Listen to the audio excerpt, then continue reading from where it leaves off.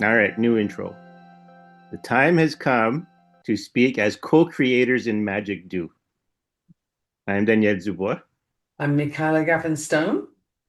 and we're your guides on the journey to the heart, into the heart of the Primordial. Welcome to Season 7, Episode 1. You're awake.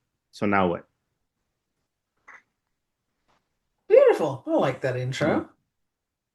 Well, I have something for us to dive into if you would like. So, for the You listener, ever? for you, Right. Danielle, I want you to get comfortable and kind of shake out all the fidgets, whatever you've got that's kind of stuck there, and roll your shoulders, lower them away from your neck, away from your ears. And now you're just going to take some nice, steady, deep breaths. I don't care how you do them, so long as they're steady, relaxing, and deep. We're going to do a few of those.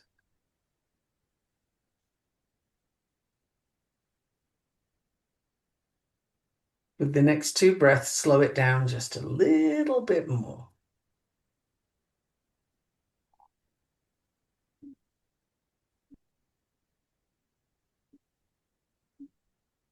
Nice.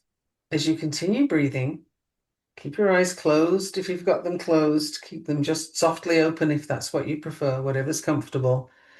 As you keep that steady breathing going, I want you to start at the top of your head, just above, and feel the aura that you have around your body. Be aware of that magnetic field that's vibrant, it's alive, and it reflects you into the universe. It's your connection with the universe. So tune into that for a moment. Just tap in. What are you feeling? What surprises are there in your aura? Notice them. Just notice them. Travel around your aura, pick a direction, doesn't matter. But just kind of, you can go in all directions at once if you want. There's no limits. But explore your aura. Is it vibrant everywhere? Is there an area that is shining a little less, or maybe a little stuck somehow, a little knotted? We're checking the health of your aura. What do you have there? Is there anything that you need to come back to later? If there is, make a note, and then we're going to move back to the top of your head and into the crown. So into your crown chakra or your observatory of life. And I just want you to have a little look around. What do you find there? What's the energy like? It may sound like a strange thing, but what's the texture like? Is it warm? Is it soft? Is it crunchy? Like, what have you got going on there? Is it different in some place? Is there a corner you can't see? What do you find in that crown chakra? And again, you're just going to notice. You don't have to do anything with it right now. You're just on a exploration.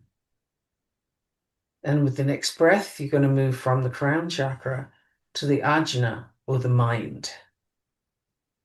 Same thing, have a look around. What do you have there? What do you find? How does it feel? What's the resonance like? Is it different to the crown? What things can you notice? Are the colors involved? Again, pay attention to any areas that feel different, problematic in some way, stuck, blocked off. any of those things. Just notice, where are they? Notice the feel of them, the vibration of them.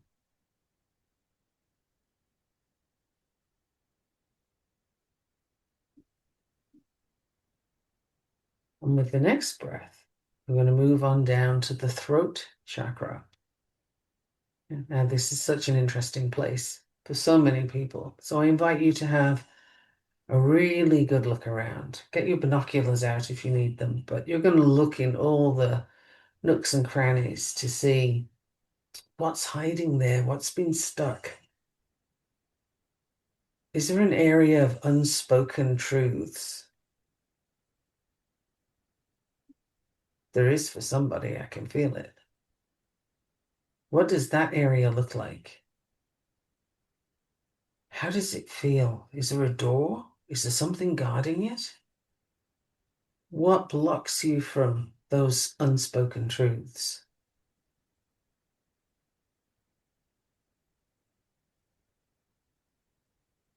Again, notice.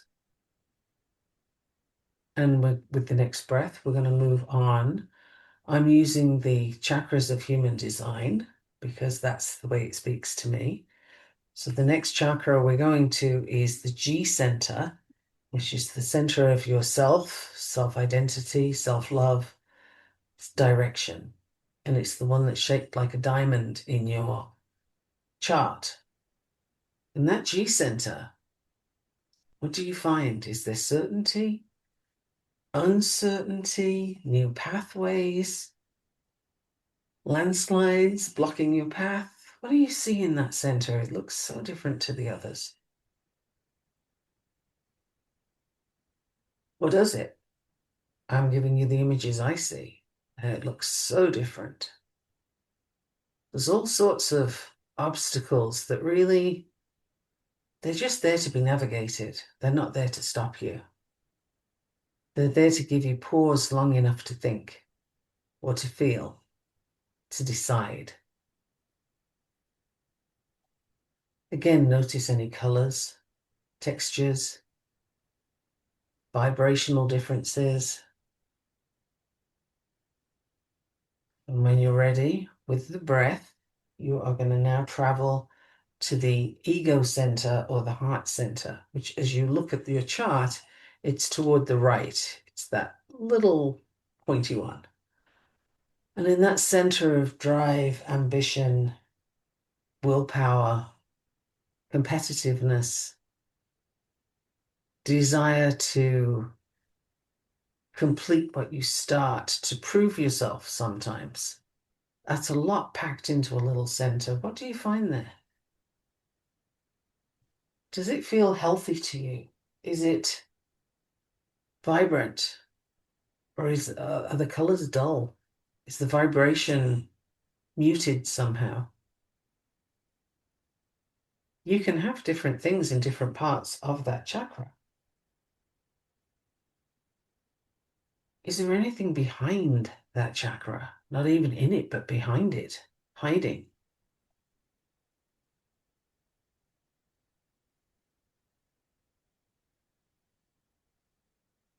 Notice, consider, and then we are going to move on to the next center, which is still toward the right, and it's your solar plexus center, which is your center of emotion. Whether you have this defined or not, you have a wave of emotions rolling through there all the time. How is that center looking? Is it clean? Is it dusty? Do you have remnants of other people's shit in there? Their emotions, their remnants somehow? Do you have old pieces of your own emotions that just kind of broke off and fell to the floor and got stuck there? What is in that center? Such an interesting center. So much flowing in and should be flowing out, but is it? How does it look to you? How does it feel? What's the vibration like? Always noticing the colors. Sometimes they're more muted than others. Sometimes they might dance. Sometimes they might be absent. I don't know. What do you see? From this center and with the breath, we're going to roll on down to the bottom of your chart, which is where the root center is. This is your pressure to do things, to act. It's the pressure of life, if you will. The center where your stress lives. Stress is not bad. Stress is fuel. Have a look in this center. Is your stress blocked up? Is it building? Building up fuel in a pipeline doesn't tend to end well. Is that something that you've been doing? How are you for stories here? There could be stories about levels of achievement that you have to have. What does that achievement look like? Is it even real? Is it something that you actually need to do? Or is this just a story you've bought? Interesting to note. I'm getting a very heavy feeling for this center. I don't know whose that is, but it feels, oof, it's really weighed down. There's a lot in there. If that's you, pay attention. We may need to come back to that. With the next breath, we just have two more centers to cover. With the next breath, you're going to go up to the left as you look at your chart, and it's the splenic center or the spleen. And this is where your intuition lives. It's your fears, your awareness. It's also your immune system. So it's a guide to the health of your body, the health of the vehicle that you reside in. Your soul lives here. What does that look like? What fears have you got lurking there that have been given a free pass? You just kind of let them be in there, but they're not even yours. Ooh, if you see them, if you can feel them, the vibration will be different. The color might be different. Whatever it is, there's something that makes it not like the rest of that center. I wonder whose that is. Who does it belong to? Note what you see, what you feel, what you become aware of, and we'll move to the sacral center, which is below the belly button. And for generators, this is the motor center. So you either create a whole lot of energy as a generator or you absorb it as somebody who isn't. But this is the center for creation. It's the center of so much power. It's the most powerful action center, if you will. What's there? How's the machinery going? Like, what's it looking like? Is this a healthy space for you? Is it vibrant? Are there some areas that are like cobwebbed or somehow hidden from view? Again, is there a door there that you can't open? So interesting. And now stay there as you continue to breathe, because the next task I'm going to ask of you is that you consider which center right now is calling to you. Which center would like you to go back? And whatever that is, take yourself there.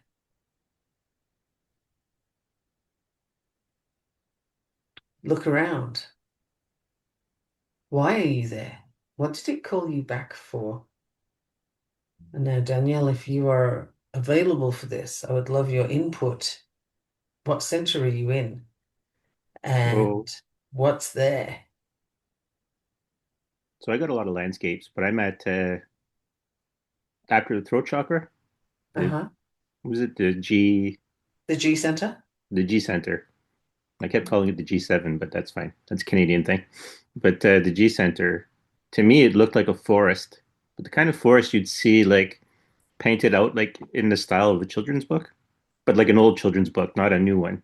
More like Hmm. the 60s, 70s. So a lot of pastel colors in that. So it asked me to come take a walk in the woods. Hmm. Are you able to do that walk? Yep. Okay, It's a let's lot go. darker under the canopy of trees than it is from the outside. Okay. Well, if you're willing to do that on Mhm. air, we can continue. If you want to stop at this point, you can. Just let me know.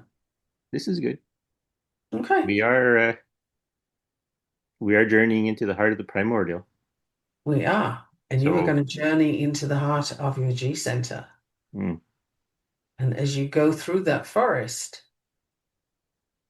use your senses while you're there. What do you smell? what's the thing? So I don't quite have any sense yet, but I can feel the leaves, their veins, their texture. There are some wolves walking with me. Some Can other you, animals taking interest. can you hear anything?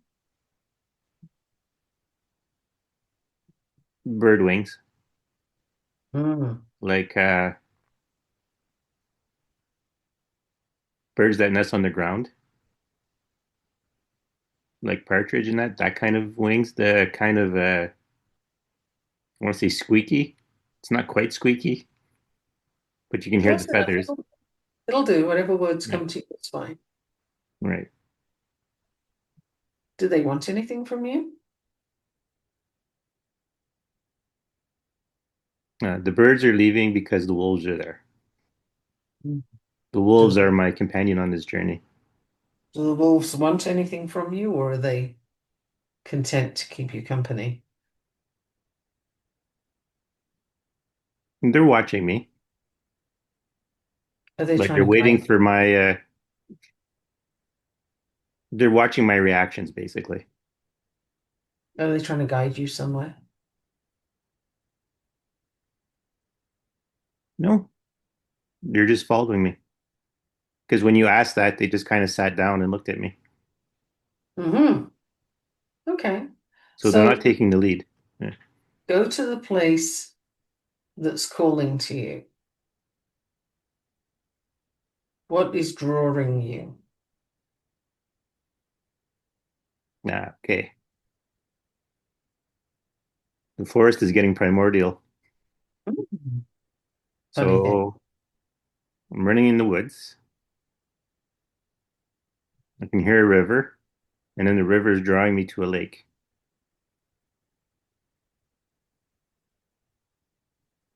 It was actually the same primordial vision I had with Grandfather Wolf.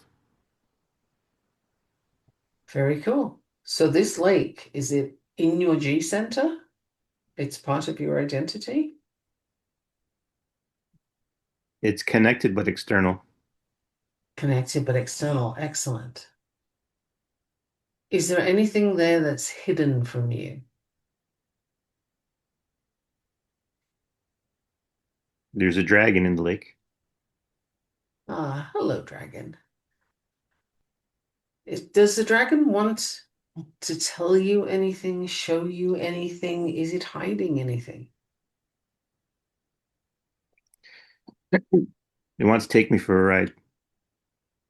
Do you want to I believe the answer is hell yeah. go? Okay. It's Can I big come though. with? Yeah, Can I come with? yeah, it's giving you the thumbs up. Okay, let's go. All right. We left the forest. We're in space, basically.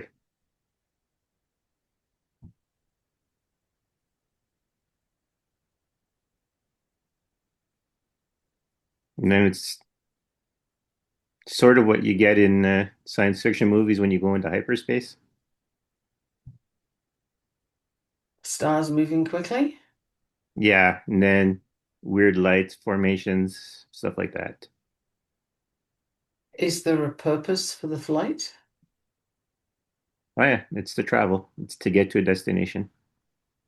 Okay. Will the dragon tell you where you're going? Huh. There's a word I wasn't expecting to hear. Hmm. Heaven. Heaven. Yeah. Okay. That could be a very interesting place. Um, it's kind of it's a mishmash of expecting, a cloudy heaven with pearly gates and all that kind of stuff, but also brushing up against Celestial Court with like the Jade Emperor and stuff like that.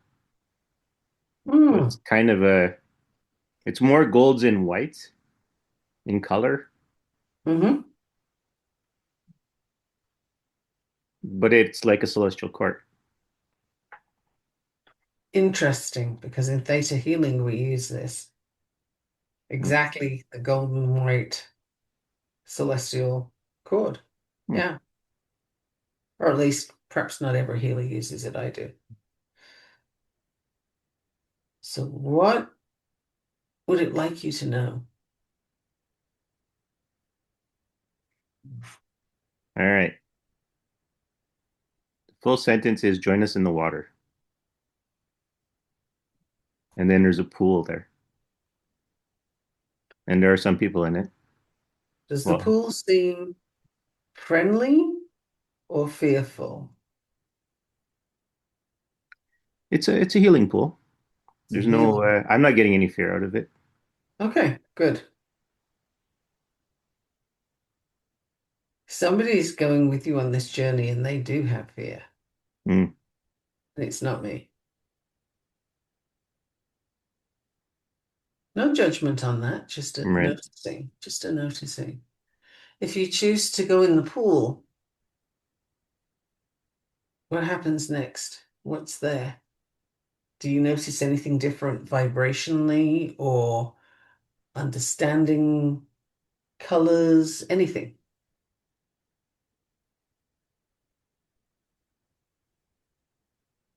Hmm. That's interesting. I'm not quite getting in the pool yet. Mm-hmm. There's kind of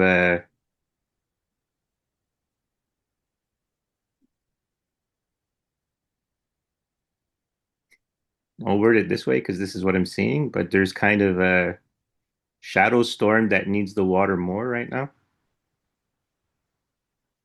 Shadow storm. Okay. Whose is it?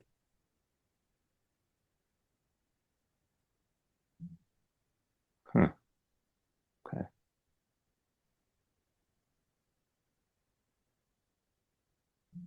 Okay, it's somebody else.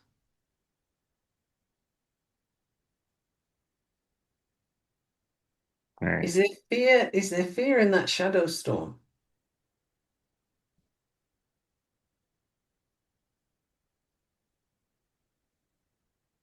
It's confusion.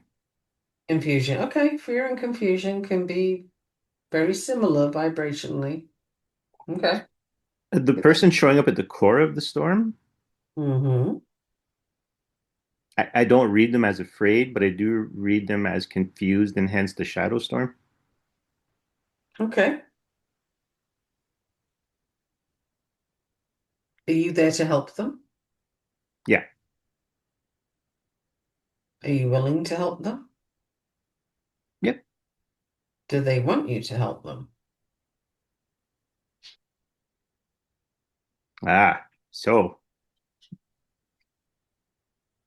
I'm helping them into the water, but there's still very much their thing to do. And they're looking at it that way.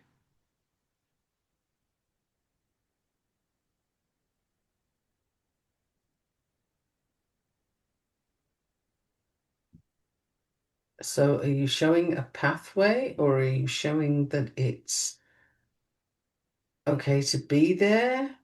Is there some other purpose?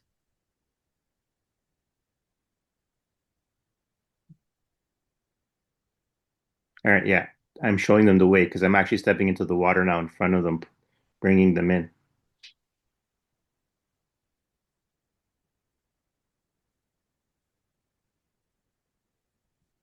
I don't know about you, but I'm feeling vibrational changes quite strongly. Almost electric is what I'm feeling. But what are you getting? Well, the shadow storm is very energetic. but it's almost has the form of a big crow.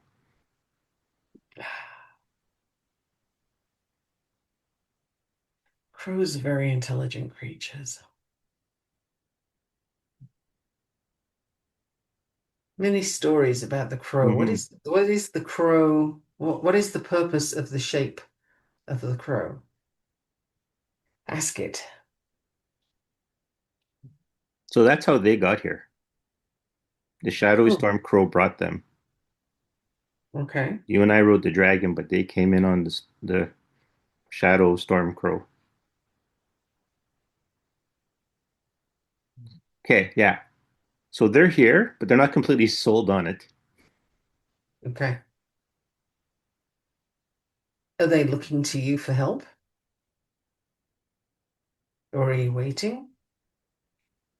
I'm waiting for them to clue in. Mm.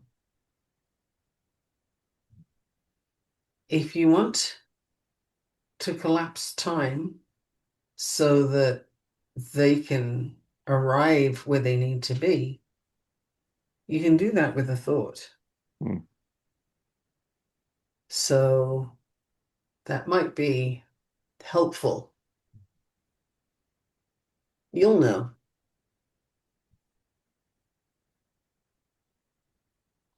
okay,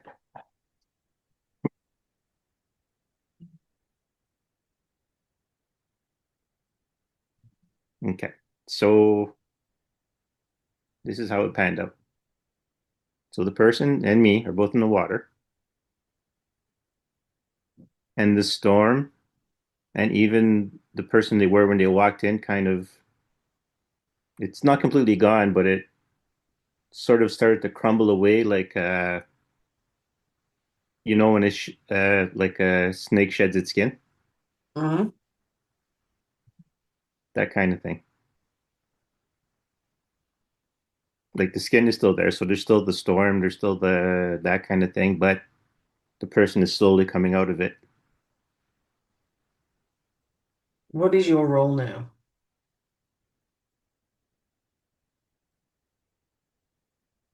To hold place for them until they're ready.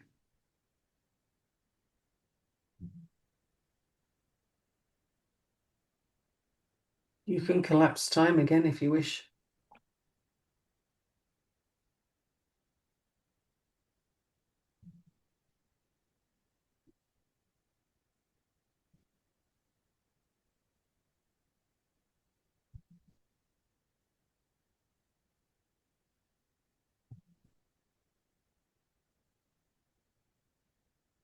Collapse time with a thought and Mm, then it's done. right. So when I go far enough ahead, what we have is another, well, co-creator in magic, Mm. and the storm is gone. The old skin is gone away.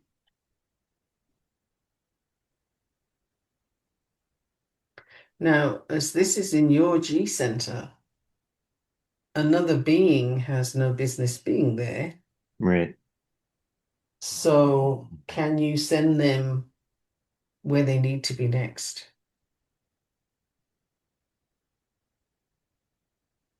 It's nothing bad, they're just not in the right Yeah, yeah. place. They came for your help, but they don't have to stay. What I'm getting is right now this is where they need to be. Are you prepared for them to be there? Yep.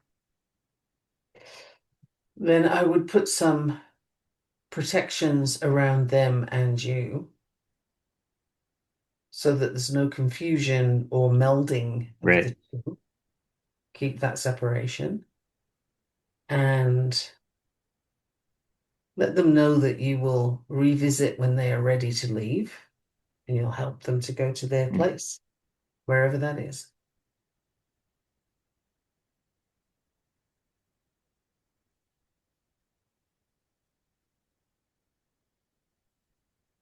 All right, then. When you are ready, Let's just check one more time. Is there anywhere else that needs you right now? So the ajna Okay, let's go on up to the calling me back. ajna. Let's go on up to the ajna. The ajna is looking into space. It feels similar to the description I gave when, although it's not the same thing, it feels like when I said I cast the spell and the angel I work with put their wings around the world. Hmm. It feels like that, only I'm looking into space.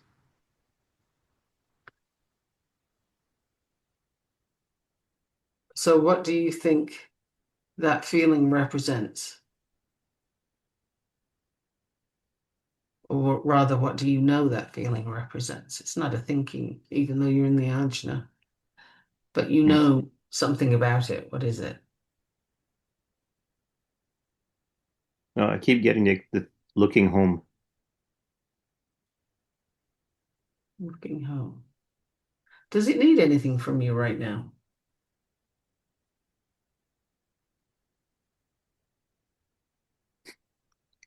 It needs my silence.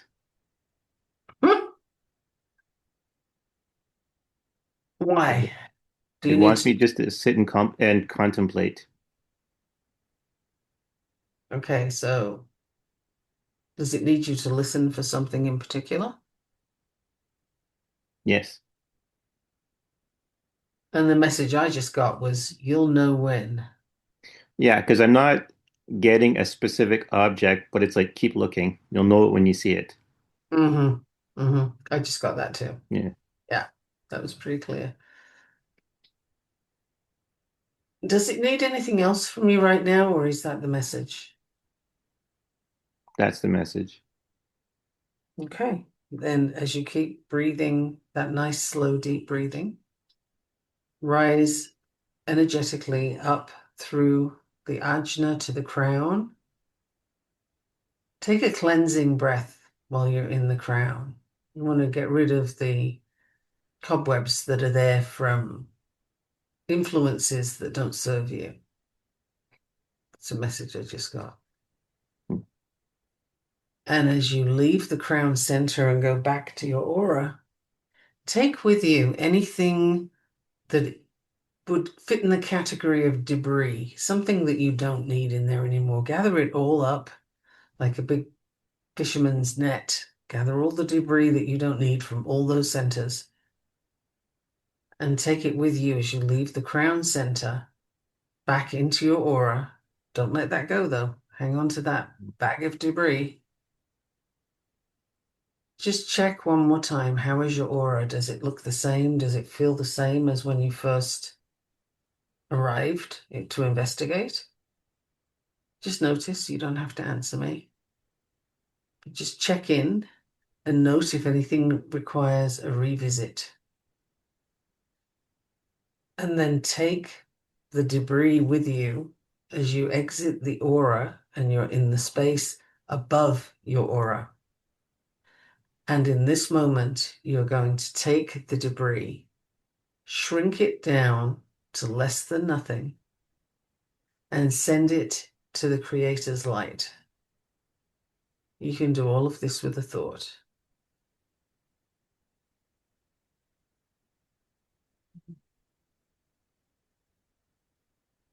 As a mentor of mine says, resolve, dissolve, cancel, and complete. Shrink it down to less than nothing. And send it to Creator's light. And when you're ready, come back to this world. That was pretty good. Pretty good. Okay. Yeah. Well, I'm going to give you an anomaly that I noticed. Hmm. So my emotional chakra Hmm. is coated in sludge, but it's happy like that right now. Okay. That's why I never went back to it. It kind of surprised me, but it said, no, this other stuff's important. And even right now, it's fine where it is, the way it is. This is why I Yeah. ask you. Okay, so this is for the listener as well as for Right. Danielle. right? First of all, let me say the whole journey I just took you on is for everybody. Right. When I asked Danielle to start telling me where he is, this is where you can pause the reading if you Mm. like. You can pause the podcast if you like and go your own journey, or you can, depends on how you manage things. But if you can go with us, then continue listening. And it's always questions, open questions, and no judgment. If you notice, there was no judgmental language there, and there was no need to go and fix something. Mm. I asked, what's calling you? I didn't ask what needs fixing, Right. because sometimes the thing that's different is okay like that. It's there for a purpose, or maybe it's not ready yet to have a resolution. So that's why I take you on a journey to check everything. How does it all feel like? What's there? Because now you've done this journey, you will be familiar next time you do the journey. You'll know what looks different, what feels different, sounds, smells, touch, what is different. Mm. And where there's doors or hidden pathways or whatever you find there, you'll recognize when something's different or when it's calling you. And the more often you do this kind of journey, the more quickly you can do it, for one thing, Right. because time is nothing. You can collapse it with a thought. But as you get used to where you're looking and what you're feeling and seeing, you can move more quickly through the body. And you can do Mm. that in 5 minutes when you've practiced more and more and you're more familiar with your internal landscape, shall we say, to Right. keep to that imagery.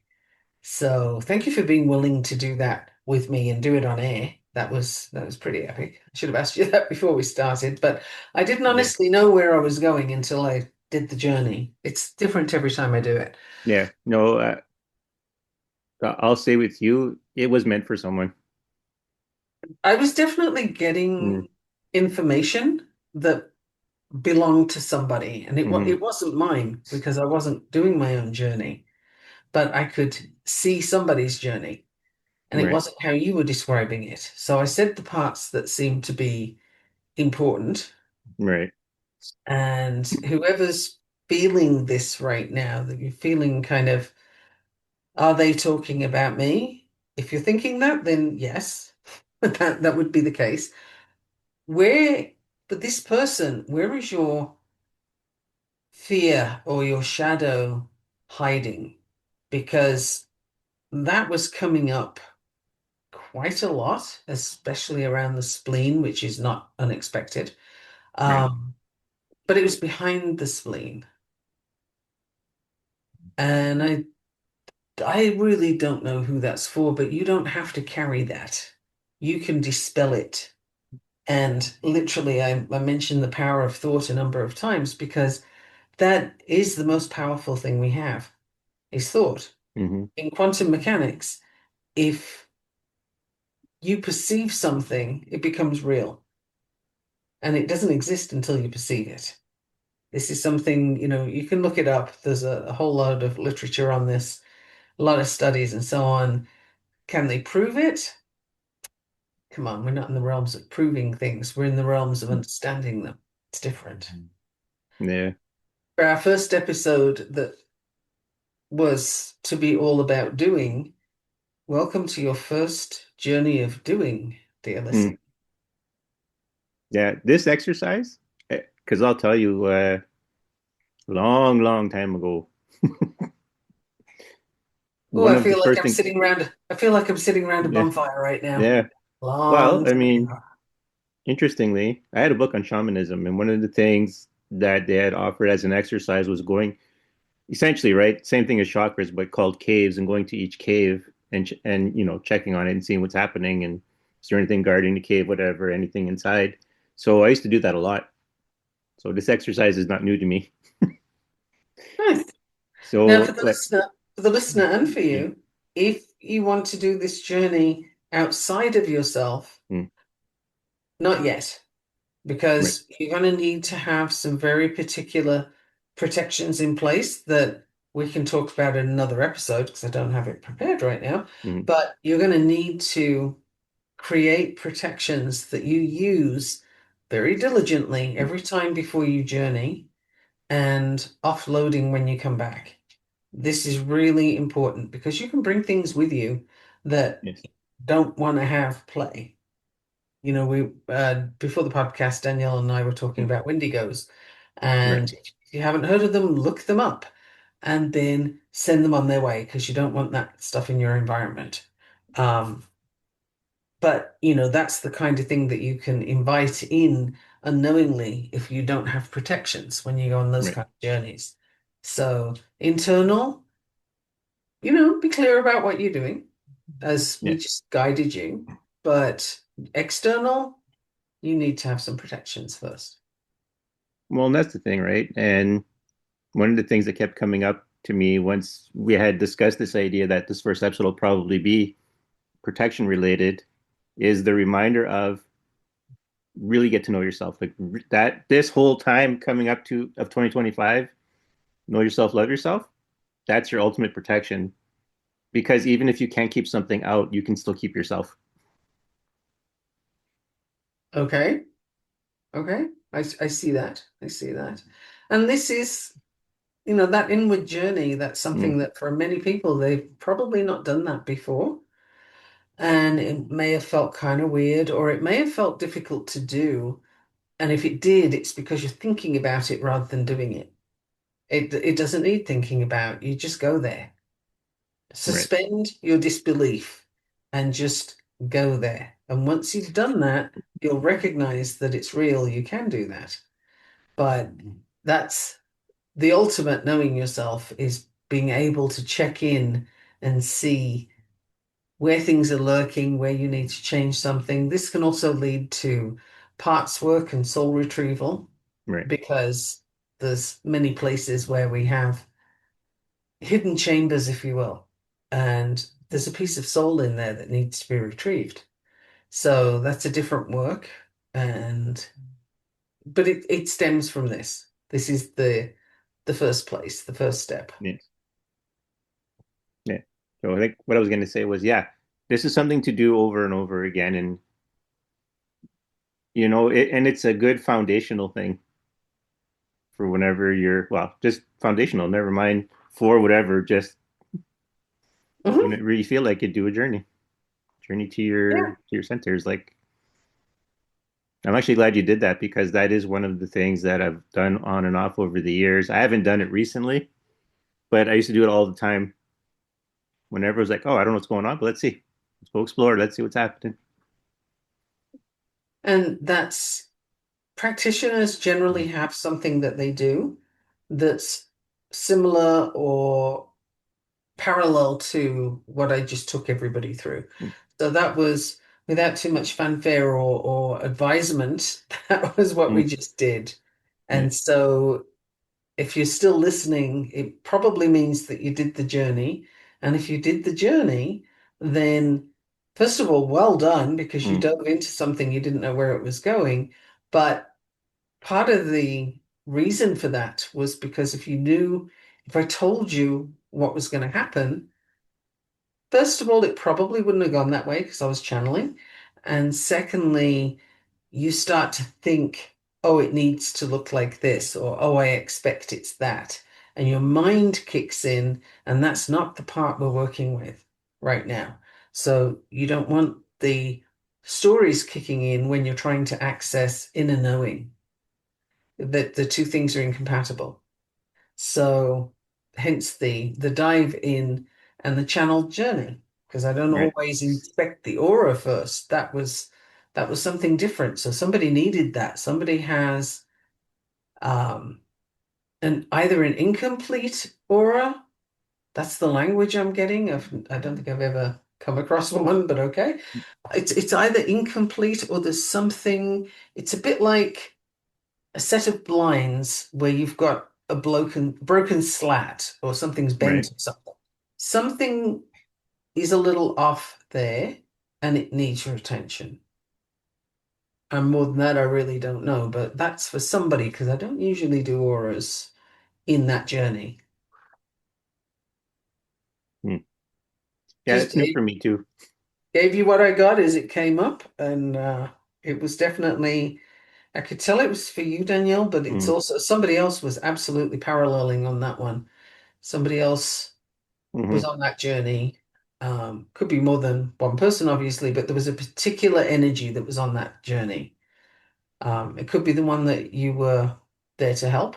I don't know. I can't tell. But Yeah. somebody was there. Well, that's kind of one of the things I wanted to talk about a bit today, or at least sometime going forward, is the idea of your world. If you thought it was weird awakening, it's way weirder when you're awake because you're going to know people you don't know, for lack of a better way of Yes. expressing it. People you don't know in your everyday life, but you're going to be connected to them on a spiritual level. Yes. And then maybe you might meet them one day in your regular life, but your whole connection might just be on the spiritual level. Also possible. Yeah. Yeah, very much so. It's an interesting world right now, the one we've just entered, Mm, the one that we're going to with this podcast, because what you've been looking at, what you've been seeing, it's not what you're looking at, not what you're seeing, and you've just lifted another layer, if you will, so right. that you can see what you thought you were looking at, you weren't. The people that you thought you knew, no, really not. And that's not necessarily a bad thing, but there's a whole different dimension that you're starting to witness now. And that can unfold at different rates. It depends on your preparedness and your willingness to look and your solid foundation in yourself and your sanity, right? Because Right. we get to a place now where people start to say, I think I'm just imagining stuff, or no, that can't be real, or, any of the above things. Other people will think I'm nuts. Well, okay, they might, like that truly doesn't matter. But, if you're concerned about that, then maybe get a little more solid with your foundation in this new Mm, work before you let them know. yeah. There's no timeline to this. There's no requirement for you to do things at a certain pace. You just go with it. Right. There's all kinds of things to be added to that. Like your timeline doesn't have to match the world's timeline, even though we're like kind of saying 2025 is this, 2026 is going to be this. That doesn't have to be that way for you. If you look at Right. it from like a numerological perspective, this year 2025 is a year 9 and 2026 will be a year 1, but your personal year could be a 3. So And you don't. actually, I'm glad you mentioned that Yeah. because what this also means is year nine is the ending of a whole lot of things. Mm-hmm. This is absolutely, we're at the Gemini full moon, and there's a lot happening with the Gemini full moon. Let me go with that one for a moment because you just brought Sure. it up. You Absolutely. just brought it up. But the Gemini full moon is Gemini is duality. It's beginnings and endings. It's, positive, negative, all the dualities that you can think of. But the one that we're looking at right now, as the year is also a nine and next year is a Mm, one, is the endings and beginnings. Nine right. is endings, one is beginnings. So the things that you no longer need, no longer serve you, the ego death, all those kind of things, that is what's happening now. It's been going all year building up to this point, but you're going to find chances are there are perhaps friendships or acquaintances that go away at this point. They simply go on to their next stage. They are not for you now. This isn't a sadness, it's not a bad thing. It's a sorting out. Right. It's what is for you stays and what isn't goes. But that is inevitably what is happening at this point. It is an ending. We have a whole heap of things wrapping up, dissolving, the snakeskin shedding, all of that imagery. And you need to be clear about what you want for next year. How are you going to flow with that year? How are you joining that year? It doesn't matter what everybody else is doing. It doesn't matter what the news is. Like, none of that is important for this. This is extraneous noise. It's other people's crap, right? The question for each person to decide is, where are you? How is your flow going to navigate this new beginning? What do you intend for your new beginning? And this requires contemplation, absolutely. You need the bonfire by the lake kind of Mm, deal. You need to contemplate, what really do I want? Because if you blindly go into the next year, or if you allow others to create your future for you, oh man, yes. whew, just got smacked up the head with that one. If you allow others to create your future for you, you abdicate responsibility and, oh, I don't know, I'll just go with the flow. You're in for a world of trouble. You might not want to not do that. That's you need to take responsibility. You need to decide. And that just I can kind of Mm, see it with my eyes there. That is a very heavy laden sentence of, you need to decide. We said this in the last um, version of this podcast for mhm. sure, but no, this is underscored, highlighted, bold. Like this is I'm going to smack you up the head on a baseball Yeah. bat Well, I level. was going to say yes because I'm getting that vibe. I've been getting that vibe heavily for a Hmm. bit now, and it's yeah. Do not let Yes, someone else decide your path. yes, really important, and recognize where that's happening.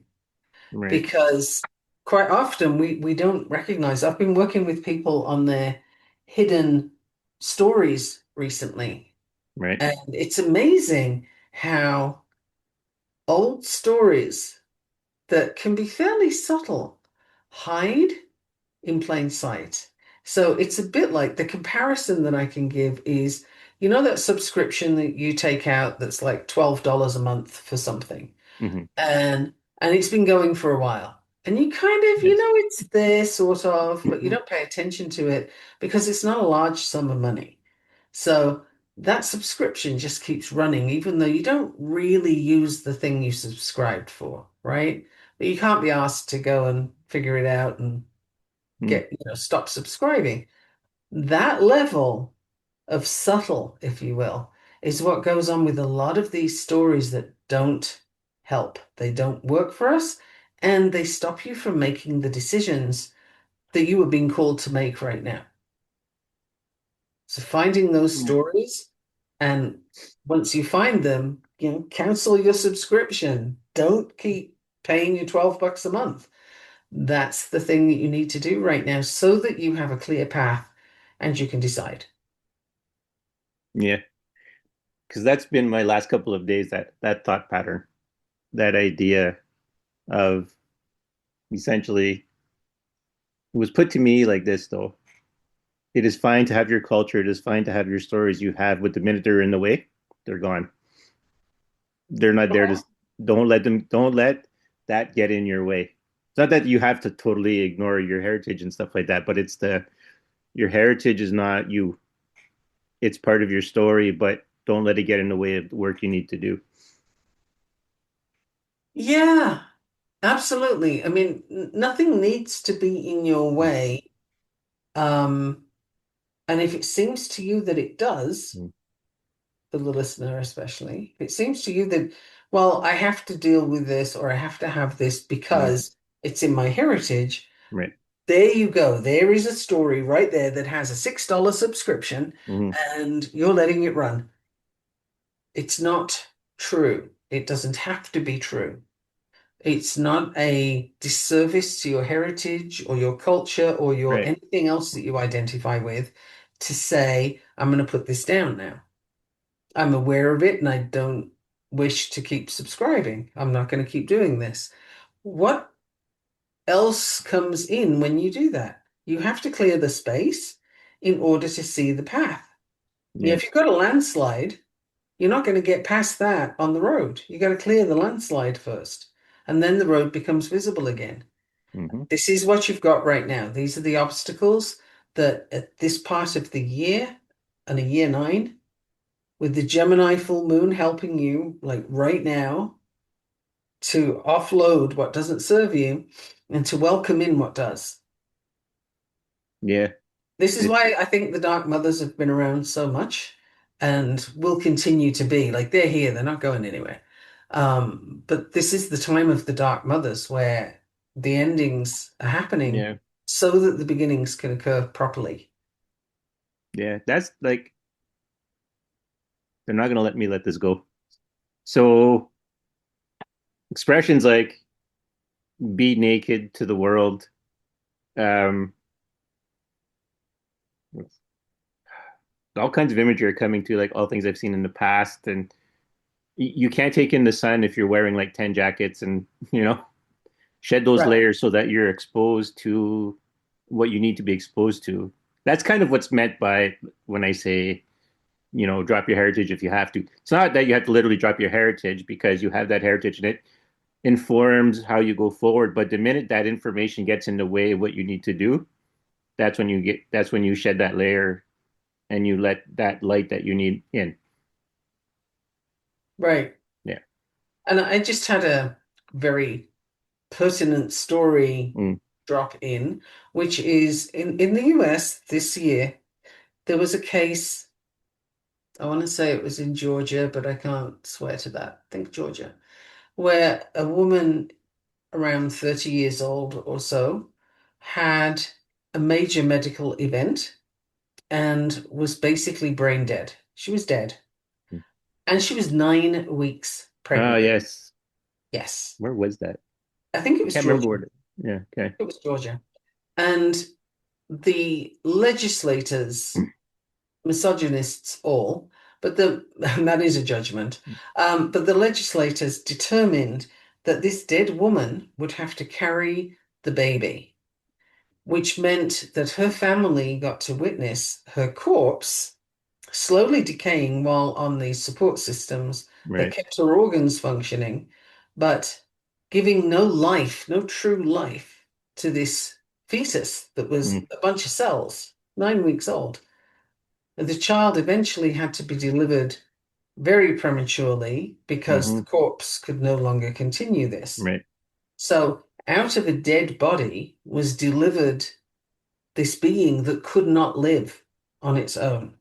And this child has been in the NICU, the special care, Right. for I think 6 months at this point, and has just reached 11 pounds in weight.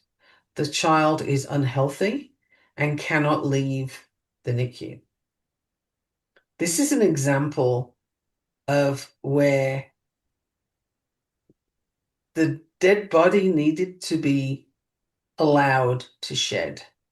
The Right. woman needed a dignified ending.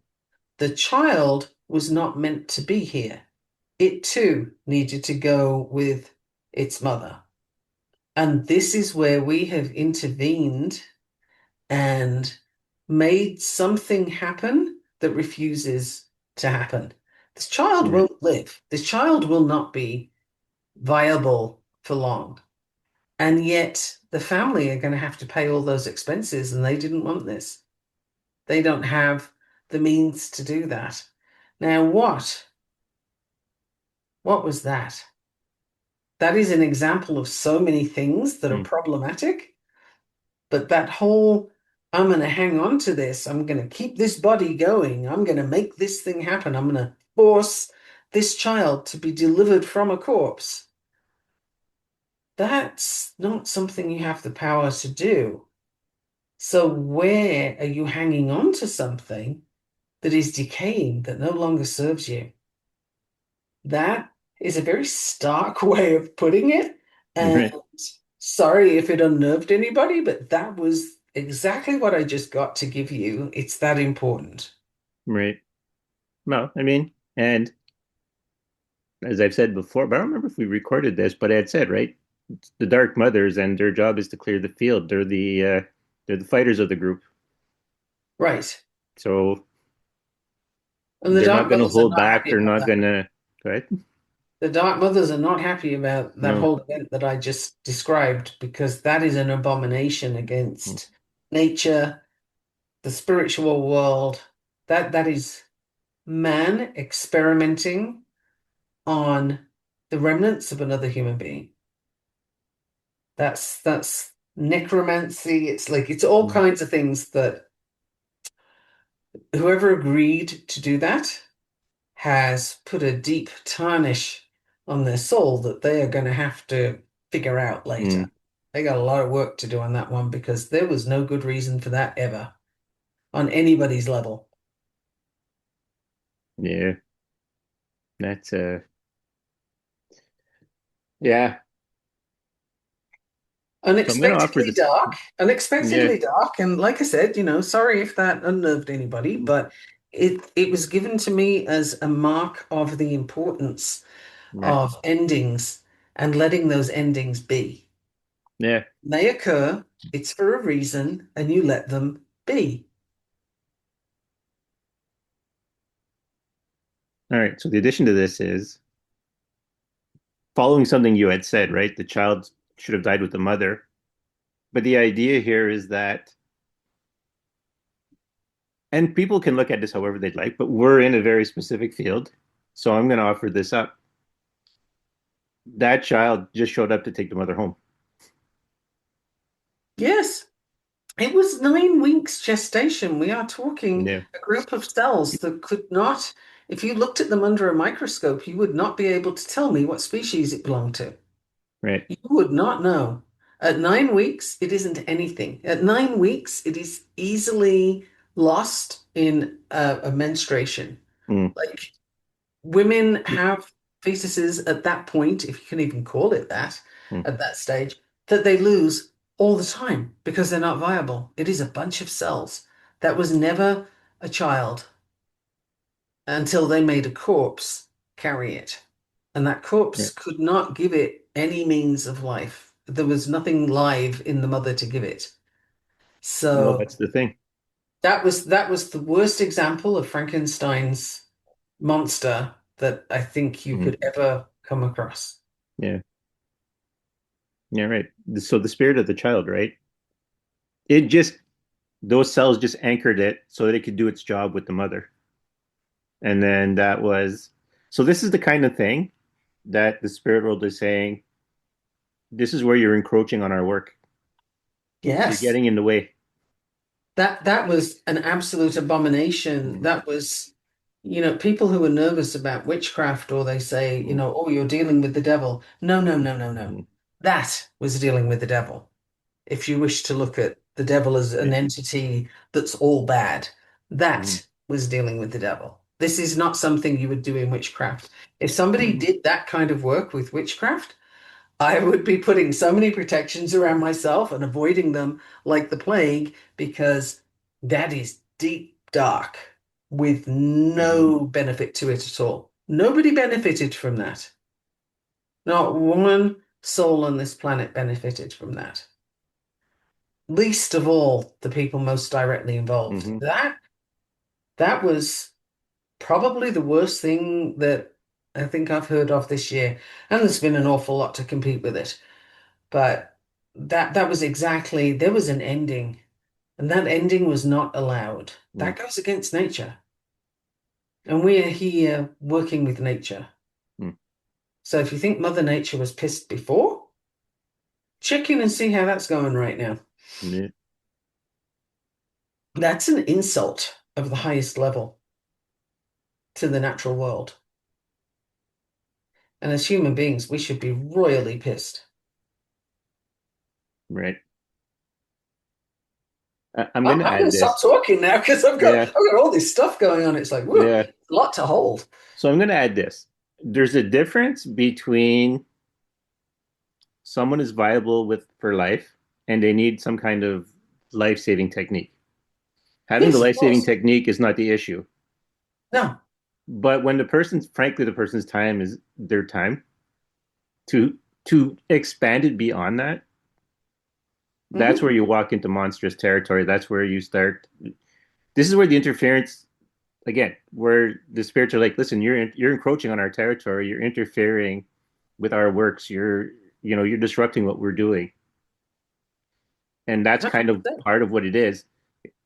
If you could still survive, that's fine. But this instance of you were a handful of, well, a handful of cells is a lot, but No, a yes, pinhead worth of right. cells at If nine you're weeks. forcing a dying person to gestate a baby, Not a dead person. yeah, that's right, a dead person to digest, to the word I just used, Uh-huh.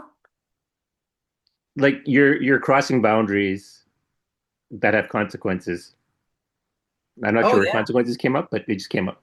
So, This is the darkest work mm, anybody has done this century for certain. And there's been a lot of dark stuff happening, but right, that is without any light or merit anywhere. There is nothing redeemable in it, and it's the utmost depravity.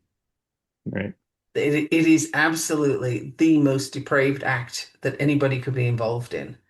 And this woman wasn't dying. She wasn't on life mm, support. Her organs were being maintained as right, functional, like you might for, a transplant. But again, they don't do that for very long for transplants. Why? Because the integrity can't last. You have to have life there. And this wasn't life support. This was corpse maintenance. It was very dark dealings. mm, Like any religious person comes to me with their stuff about mm, devils and what have you. No, no, no. Those people who would claim to be religious, those hmm. people, they, if there is a devil, Well, they are it. this was done in their name, so This is absolutely like I cannot express my disgust adequately, but it's something that, yeah, there was no viable life there mm, anywhere. Nothing was going to keep going. And right. that was unconscionable that they did that. That's so dark. Woof. You want horror stories? There's one. That would be it. That's worse Yeah. than anything Stephen King's ever written. Mm. Well, Nat, you know what? This is a good place to jump into. There's going to be a million people in your life who might disagree with what I'm about to say, not for the content of it, but for what it might represent. You'll figure it out when you hear it. So, everyone has their story, and in the story, things need to happen. When you get in the way of that, that's where you start getting what I would call the true dark works. Hmm. The thing where you should be afraid, because this is an attempt for you. This is hubris, right? It's hubris at its It's highest. subversion. It's subversion. Yeah. It's subversion of the natural process of life. And the thing is, we're already co-creators in life. That's the thing. You already co-create. You're trying when you get like that, you're trying to completely, I don't know if subsume is the right word for this. You're trying to take complete control over the thing you're co-creating, and you're putting out and you're blocking everyone else out. Whose is it? But like one of the words that was given to me while you were talking was keeping that baby alive is soul mapping. You're preventing that soul from doing what it needs to do. It didn't come here to stay. It was here to show up for a short period of time, do its deed, take its mother back home, and then that was done. But now it's staying longer, so it's basically held against its will, for lack of a better expression on this Soul one. abduction. It's Yeah. soul abduction. Yes. Like that's every day that poor baby who is now 11 pounds Mm, at 6 months of being on this planet, mm, every day that poor being is kept alive is an abomination. That soul that's trapped in there has, wow, absolutely no means of contacting the planet around it or anything, anybody here. Like there is no contact. That kid is not viable. Like if you took the life support stuff away, that mm, that infant would die. It's not an intervention. It's far more sinister than that. mm, I keep thinking of Frankenstein's monster because that's what we have. And and the abuse, the suffering for the family. of having to go through this is even darker works. Like the whole thing is just, we're witnessing something really, really bad happening. mm, And I think too many people are not paying attention to what it actually represents. And that's the kind of thing that you need to look out for. Where are you accepting things or not paying attention to them that could actually get in the way of your development, that could get in the way of the new things, the new you, the new way you wish to be, the new right. path in year one, which is next year. Mm, There's a lot to consider there. And 2025 has thrown an awful lot at an awful lot of people, and there's much to be outraged by. But too many people are outraged by the popular thing to be outraged by, right? right. Like currently, there's this whole thing going on. Should we boycott Eurovision because Oh, Israel is allowed to sing? Seriously? Seriously? This is the biggest thing you have in your life? That is your major concern? We have Venezuelan boats being blown up. We yeah. have survivors being killed. We have drug lords being let out of jail on a pardon. Yeah. We That have is a, so many things going on right now that to choose the potential mm, boycott of the Eurovision Song mm, Contest because a country that you have decided you don't like, even though mm. you haven't visited there, because that country is going to be competing. That's, if you'll excuse me, definitely going to be explicit. It's the stupidest fucking thing I've heard this year.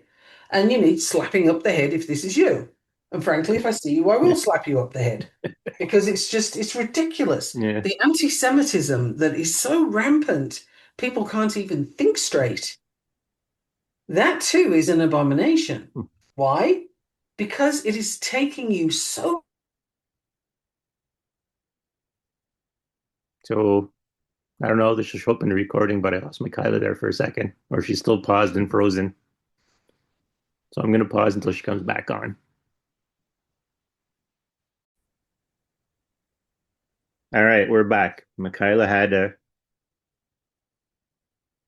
disappeared from me again. All right, for the second try.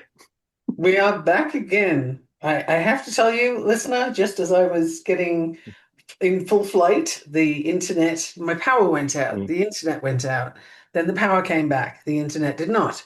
Then the internet came back and the power went out, and it has just been hilarious for the mm, last several minutes. And, if that's an attempt to stop me from talking, we'll see, because I'm about to go right back to where I was. I was saying anti-Semitism, mm, particularly the way we are seeing it right now, which is rampant, but period, anti-Semitism mm, is an abomination. And I've been using that expression a lot today. Don't know why, I don't usually. But the reason it is an abomination, whether you are Jewish or not, whether you care about the Jewish people or not, isn't the point. The point is that it is taking people away from the path of progress, the path of their self-perfection, the path that they are here to walk. It's taking them out of that and into a whole turmoil of hate, where if you're feeling this much hate for another person or a group of people, how can you possibly create anything good from there?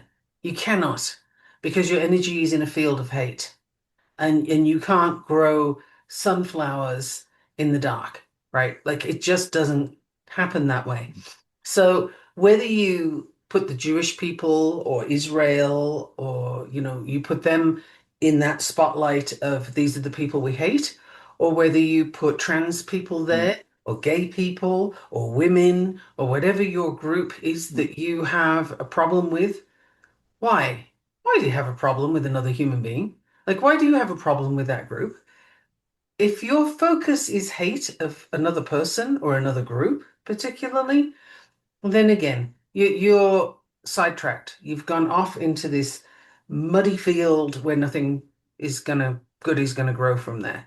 So that is why I'm voicing this now about anti-Semitism in particular, because it's absurd. It is utterly absurd the way things are going right now. This business of we're going to boycott the Eurovision Song Contest because Mm, Israel's in there. Really? That's going to make a difference. Suddenly, Netanyahu's going to say, oh, hey, let me change my policies. People who are trying to survive against the most horrendous attacks are going to say, oh, fuck it, never mind, we'll just lie down and die because you don't want to be in the Eurovision Song Contest. People, please, focus, focus. What are you looking at? Are you going for this nonsense hatred? This boycott of a group of people that, why? I had an argument online. I don't do this very often, but I mm, had one the other day with someone who was talking about a doctor in the National Health Service in the UK. This person is originally from the Gaza Strip, I believe, and she was saying that Israelis were worse than Nazis, and she was suspended for 15 months from her job. People were saying, oh, she should be allowed to express this. No, she should not.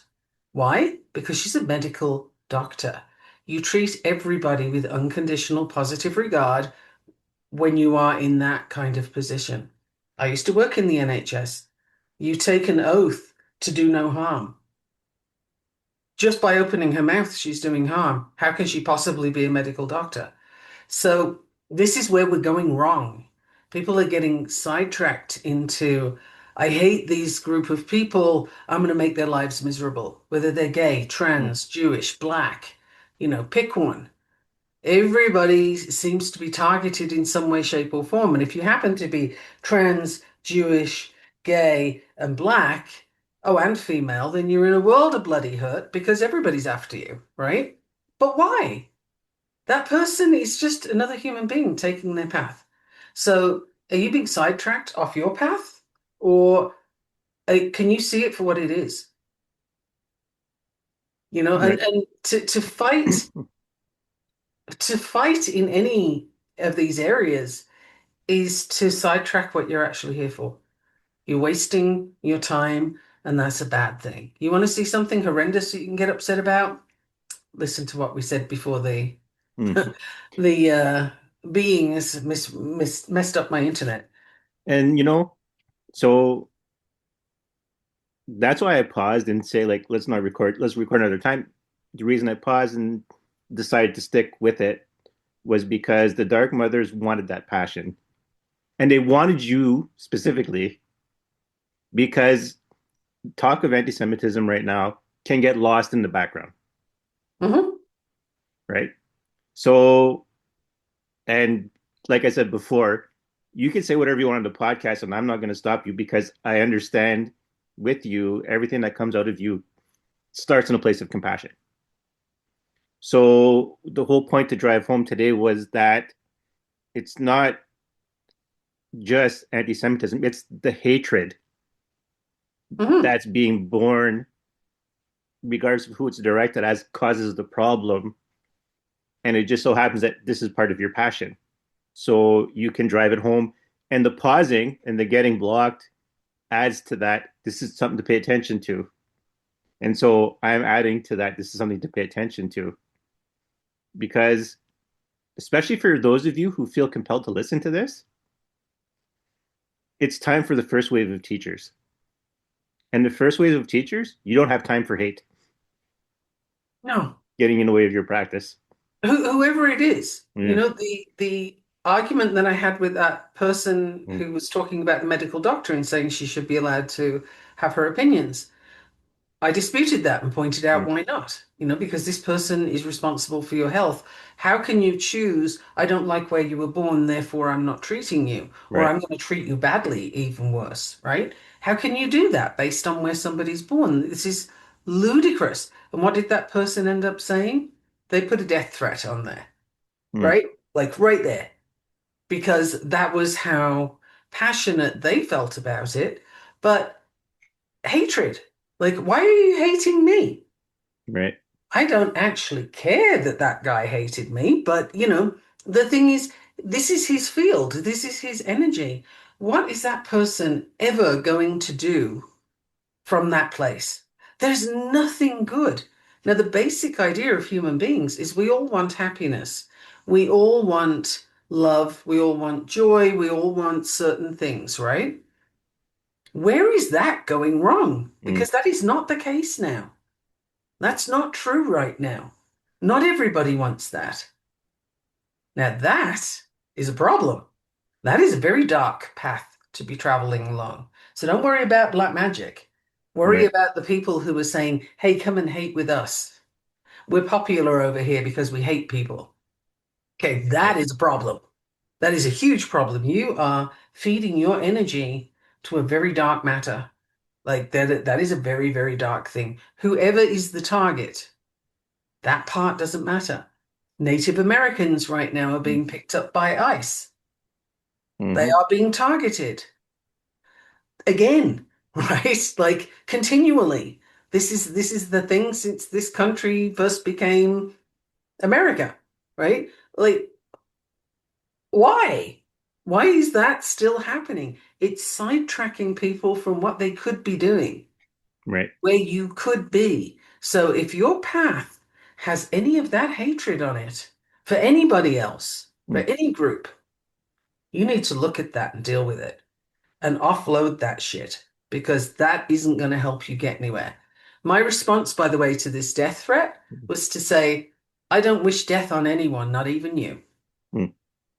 And I left it at that because, that's it. I'm not going to feed that. I'm not going to get into it. Right. So I don't know the figure wagging, but anyway. So the thing that the Dark Mothers want out of this is that when you spend that much time on hate, you're missing the point of your awakening. Oh, yeah. You're probably missing your awakening. Right. Whatever you are not as awakened as you think you are Correct. if you have that much hate in your heart. That's the whole Or thing. any. Or any, Yeah. honestly. If you're hating on someone, okay, actually, this is important Right. because if you've got somebody in your background, for example, who abused you as a child or abused you in a relationship, any of these situations, now deal with that and offload it. It can go now. It doesn't mean it's not valid. It doesn't mean that it didn't happen. It doesn't mean that, you've had this thing and nobody cares. It's none of that. That's the story that gets in the way. But the point is those things happened and you are now who you are and you are able, or you ought to be able, to put that stuff down and say, I'm not carrying it anymore. So if you have hatred towards somebody who's done you wrong, work on it. Fix that shit now because that's not to carry forward. You don't carry that into the next year. You don't carry that into your next phase because if you do, it's going to taint your work. It's going to get in the way and it's going to draw in entities that will feed off of that hate.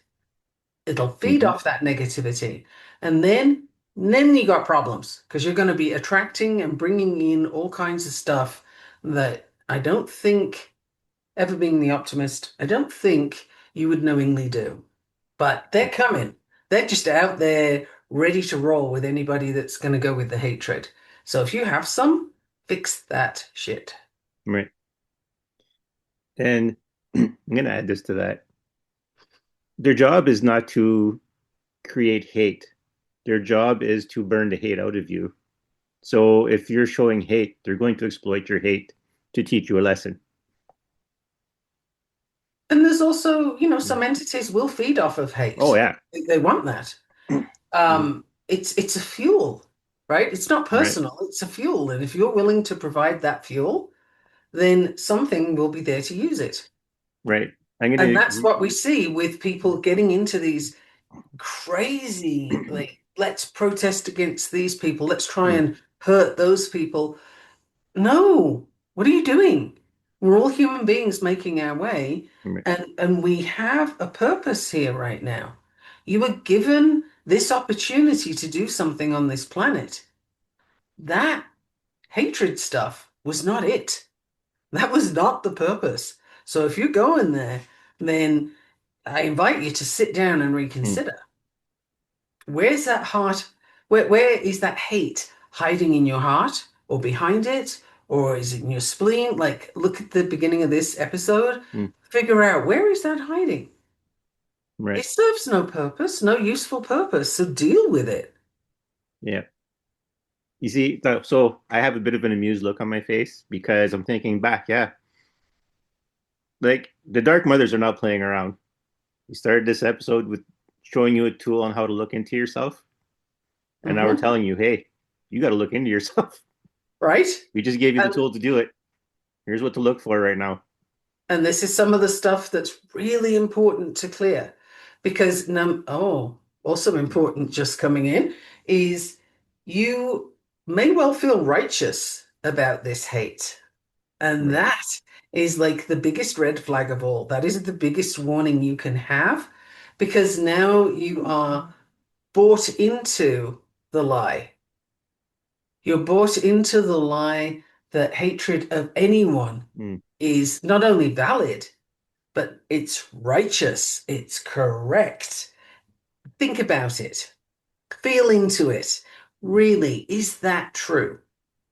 That you are going to take your precious energy, the currency that you cannot replace, and you are going to feed that into hate and call it good. If that's your path, I suggest you stop listening to this podcast until you fixed it right. because we are not that. This is not where we're going. This is not what we're about. Right. And if you have hatred in your heart for anyone, under any circumstances, with any freaking righteous label over the top of that, then get you to a retreat or something Mm, and go figure that out because that has no place here. right. I'm going to throw this in just for more of my personal amusement. So, for those of you familiar with the animated movie K-pop Demon Hunters, I think I brought this up before. I think you have. There are some spectacular songs in there for you if you have this hate. It's Hmm, part of the whole story. The lead character loses her ability to sing because of her because they're trying to sing a song. They called it Takedown, and it's all about just hatred that they have for this demon boy band. And the lead singer's like, I can't sing anymore. And then they kind of finish it off when they have the final event in the movie. The song, "This Is What It Sounds Like," explains everything. It's the this is my voice without the lies. right, This is what it sounds like. right. All the things, all the hatreds, all the things I've been having, well, that's gone, and this is what my voice actually sounds like.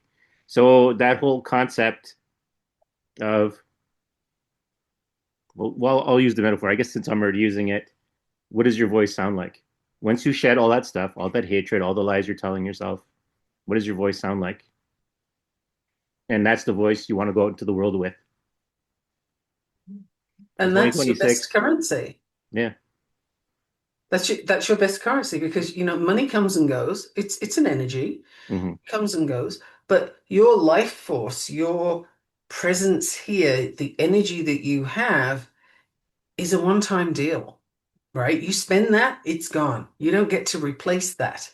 It doesn't come back. You can't do what they attempted to do with the dead woman and the bunch of cells, right? You can't make it something it isn't. You can't recreate it. When you've spent that energy, it's spent. So are you putting it in a place where it will increase because it's being well used? Or are you going to feed the hatred? Because that's taking your energy just as much. And if you're right, going in that path, again, I say very, very definitely, this is not the place for you to be because we will not accept it, allow it in, give it space, or allow it any energy here. right, That's not acceptable. You might hate cats, for example. No, go deal with it. yeah. You don't have to hate cats. Just don't get one. You might hate worms.